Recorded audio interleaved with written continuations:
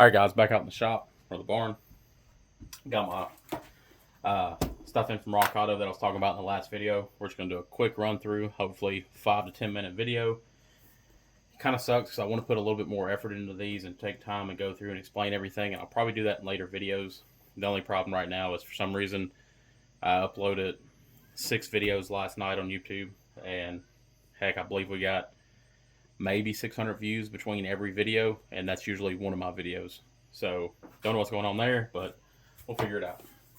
We're gonna start off with, don't know how to pronounce that, but they are Koyo bearings, factory OEM bearing. And don't be scared, to buy them because the name has changed. I don't know if y'all can see that. They're still Koyo, and it says it right there as well. So still the same bearing that you always got from Honda. Really good stuff. I've ran them forever, never had a problem out of them. And these are fairly reasonable. I believe I got $30 a piece on them, or $40 a piece. I think they were 30. They were cheaper than the auto parts store. I remember that. So they're like 30 a pop. And these are for the Integra 10-3 fronts. We have 2 of those. Just grabbed a little hardware kit for the Porsche brakes over there, or the calipers. I don't know if I'll end up using these or if I need more or whatnot, but I just grabbed this one set. They were like $3 or $4 off Rock Auto while I was on there. Then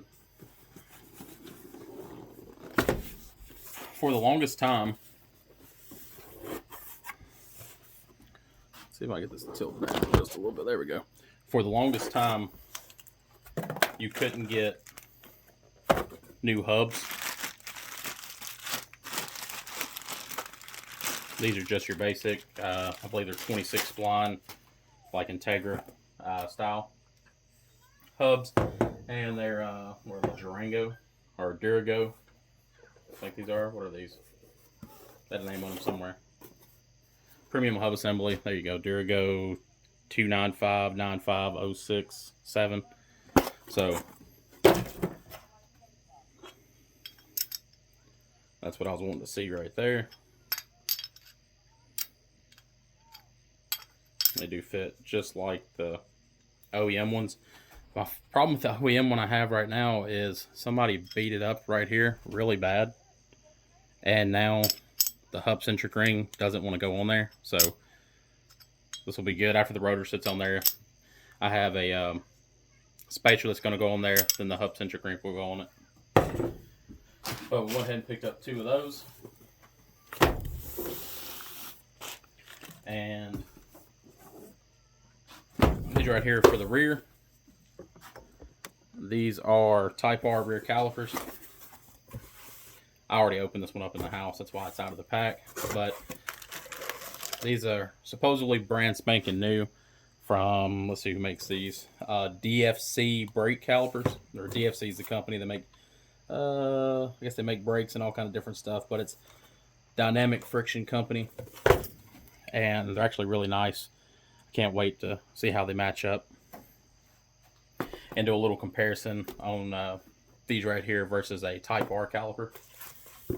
And this is something I was wanting to see. It's the whole reason I'm out here tonight. The finishing line box from the other day. I told y'all that these right here are for Type R's.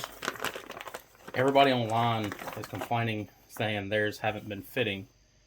Not their finishing line, just the banjos in general. So that's why Josh, we had a long conversation about this, and they fit perfect.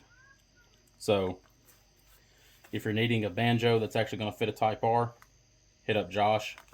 They're gonna work great. So that was one thing I was kind of worried about. I've been having a lot of problem with fitment issues on everything. So finishing line, make sure to tell him if you're running Type R rears, he'll make the banjo so it has a little bit of an extended radius on it, so it'll fit inside of that banjo recess or fitting on the Type R caliper. Alright, and of course we got the other side right here. Not going to open it up, there's not a point in it. And this is what I'm actually really excited to show y'all. This is a Hone Development brake booster delete kit. There's the rod and the template.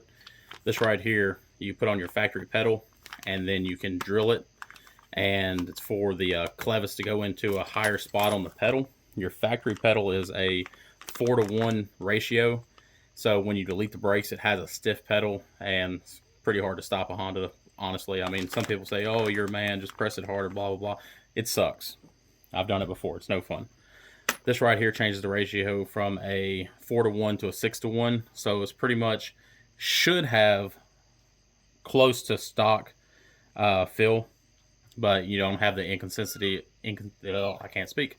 I'm not even going to try to say it again. Of a brake booster, you're going to have the same exact feel every single time. You'll actually be able to feel the brakes and know exactly how hard you need to press and whatnot, compared to having a booster that's going to give you a different result every time.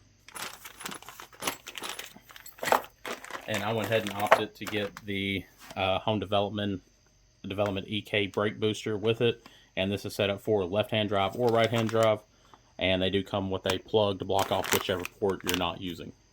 So nice little setup. That is the block off that I was just telling you about, and this is actually the booster delete plate that all bolts on, made out of like some kind of billet aluminum, but honed. Sits up there, deletes everything, looks nice, changes the pedal ratio, and gives you that EK booster, so you don't have a problem out of it. As soon as we get the engine back out of the car for me to put a plastic piece inside the transmission that I forgot, we're going to go ahead and do the fuel lines and the brake lines all at one time. But anyways, now that I have all the parts to do the front knuckles, in the next video, it'll probably be me stripping those down, cleaning them up really good, and getting some implement paint on them. I'm going to use some Tractor implement paint, black. It's going to work great. It's going to last for a long time. Don't have the money to get them powder coated currently, and I don't really want to wait on that. But anyways, thank y'all for watching, subscribing, liking. Hopefully these videos will do a little bit better than the last ones, and we'll catch you on the next one.